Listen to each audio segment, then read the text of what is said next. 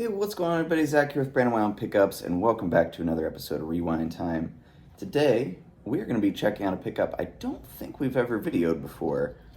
This is a 1968 Fender Telecaster bass pickup. You can see, I got 4 magnets there. Pretty cool. We don't get these in that often because, to be perfectly honest, I don't think they really made a ton of these. This is a really cool pickup.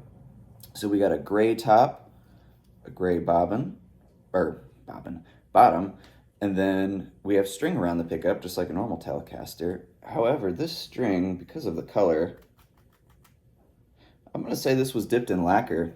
Take a look at that string. See how yellow it is? And it's kind of, yeah, I think that's lacquer. Pretty cool. Doesn't look like the leads have lacquer on them, though. It must have got dipped before they put the leads on. Or maybe it does. I don't know.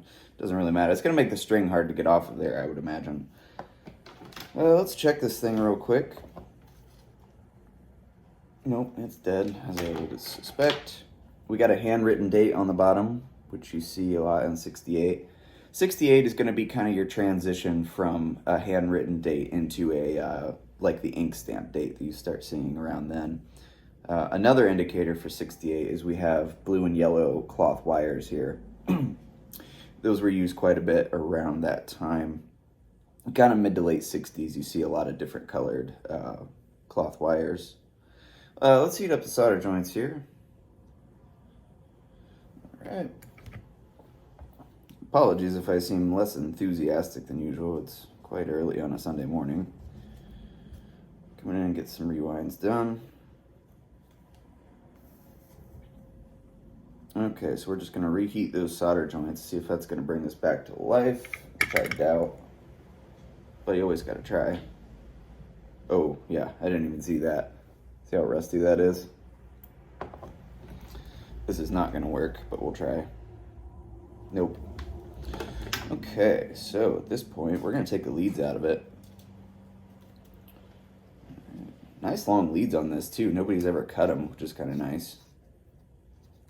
A lot of times when you get these old pickups, you know, somebody's chopped the lead off of them and you have to replace it, but we'll be able to reuse these. You know what? I think these leads actually do have lacquer on them. I think they just dunked this whole pickup in when they were done. I'll have to see how easy it is to get the string off of this thing. I'm gonna guess not easy. Where is the end? There it is. Oh, yeah. Okay, this is going to be a fight, so I'm going to turn the camera off now and get this string off of here, and we'll come back once I get it off in like half an hour or something stupid. Okay, it really wasn't that bad. It took like 30 seconds. I should have just kept going. Alright. Yep, that definitely has lacquer on it. We're going to see if we have any surface breaks on here. I kind of doubt it, as per usual. Yep. So you can see kind of the other side of that string where there's no lacquer on it. And obviously it kind of wants to retain its original shape. We'll be able to reuse this though, which is nice. I didn't know if we would be able to. Visually, coil looks pretty good. Yeah, I think this one is just rusty. Well, there's a little nick right there. We got our plain enamel. Nice sort of maroon color. This was definitely lacquer potted. So what we're going to do now, so I just broke the finish lead on this, and we're going to kind of unwind it a little bit here. See if maybe we got a break somewhere. Again, I suspect this is rust, but you never know. So we're just taking wire off. Every once in a while you'll get lucky and, like, say for instance right there, the wire just falls off. That was a break and you might be able to solder it back and have the pickup work again. That's best case scenario. Sometimes it works. Most of the time, especially when you see rust, it just doesn't do anything. I mean, you could sit here all day and unwind this thing and it still may not even have a break anywhere. All right, I'm gonna turn the camera off here. I'm gonna unwind this a little bit more, and then we'll probably cut the wire off and see how rusty this thing is. It's early for me. All right, guys, I didn't find any sort of a break. We have, typical rust. You can see it right there on that magnet.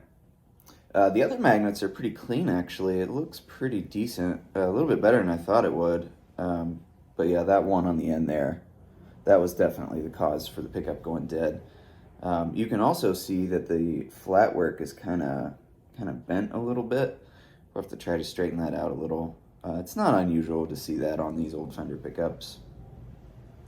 So we're going to go ahead and get this prepped and get it on the winder. While we're here, I'm going to show you another cool pickup the same guy sent. This is a Telecaster neck pickup, which, isn't totally interesting. But what is interesting, number one, look at the wire. It's got braided lead wire on it like a wide range humbucker would, and it's totally original. I've seen this before in the early 70s. But even further, this is a gray bottom Telecaster neck pickup, which is incredibly unusual. 99% of these are black. This one is gray, which is really neat to see.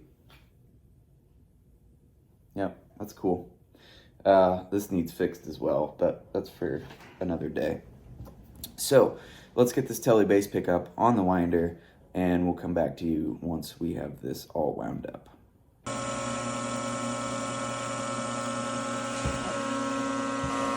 All right, check this out, guys. We're cutting it a little close on this spool. See that? Oh, it's kind of hard to see with the reflection. Are we gonna make it? Oh, it's gonna be close. We're making this a little hotter. Oh, I think we're gonna make it. Oh, just barely. Oh, there we go. It's gonna stop. Look at that. Wow. I think that's the closest I've ever gotten. Check this out. That's what's left on there. How is that for precision? I was like, oh, the spool's gonna be close, and it was very close. This pickup's actually gonna be a little bit hotter. We put about 8,500 turns. We'll see where that ends up at, but it should sound pretty good. All right, guys, we got the pickup all done here. We're reading about 6.7, 6.8K, which is really nice for one of these. You can see them between 6 and 7. I usually like to go a little bit on the higher end of that to make it sound a little bit better. We got our original string on the pickup, lacquer side out even. It looks really good. It looks untouched. And then we straightened out the flat works. All that's really nice now. Yeah, just a really good pickup, and came out really good. We have our original lead wires here, and there's something about this pickup that I really like.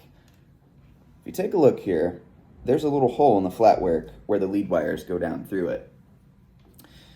Now, I can't remember if the last one of these that I had was like this or not, but the hole on this particular pickup is much larger than it normally is on a vintage Fender pickup. Because normally, and if you've ever worked on a vintage Fender pickup, you will know exactly what I'm talking about. The lead wire hole is obnoxiously small. I happen to have a 66 or 67 tele pickup here. You can see, sorta, those wires are like almost pinched in there. The hole is so small. It is so difficult to get those down in there. Now you can theoretically, you could drill the hole a little bit bigger instead of wasting 10 minutes trying to get the lead wires in there. But it's an old vintage pickup, you don't really want to do that.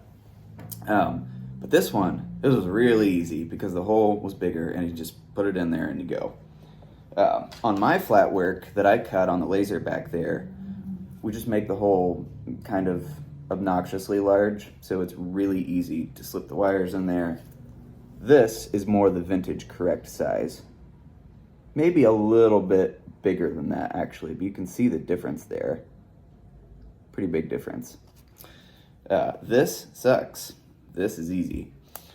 But, you know, when you're restoring these old pickups, that's just a part of it. You want to try to keep them as original as possible. So this pickup made my life just that little bit much easier. And I know we're kind of rambling here, but this one was lacquer potted. This 67 was not potted at all. So it was only dipped in lacquer before winding. And look at the color of the flat work. Look at the difference. You can see because this one was dipped, it's much darker. Anyways, we're rambling on too much at this point, so we are going to go ahead and sign off here. Thank you guys so much for watching. Be sure to check out some of my other videos. We got lots of videos on pickups and vintage guitars and all other sorts of stuff. So, until next time, take it easy, guys.